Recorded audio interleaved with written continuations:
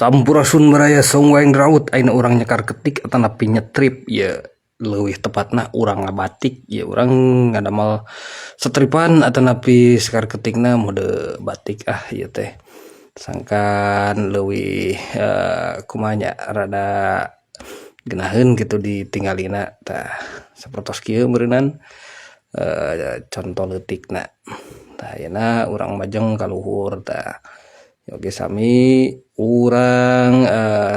sekar ketik urang strip urang batik tah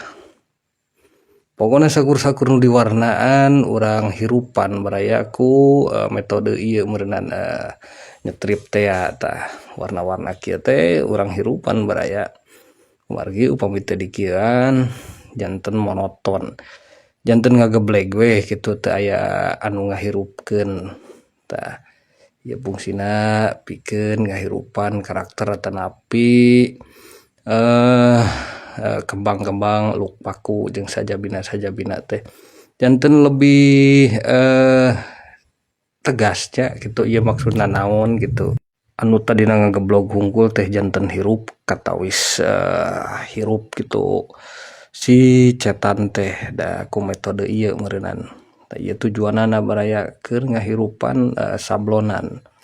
tuh sadayana oge disetripan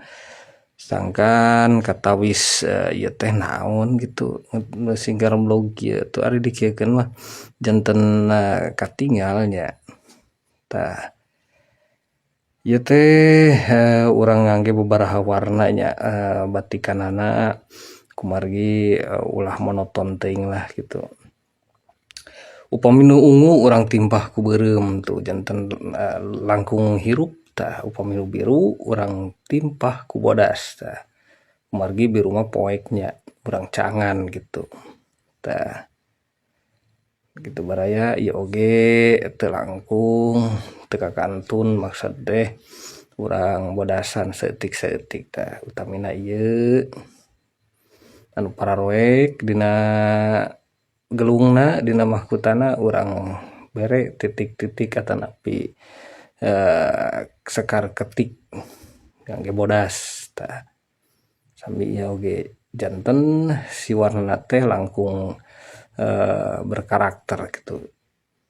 langkung hirup lah upami nu poek teh kada dicangan gitu filosofi nanya tah kieu meureunnan baraya tuh kirang langkung sapertos kieu wayang golek gatot kaca kin urang setelkeun baraya tos siap sadayana oge kantun urang nyetelkeun ayo baraya urang gaskeun nyetelkeun hatur nuhun tos nyimak dugi ka dieu tah kieu meureunnan cag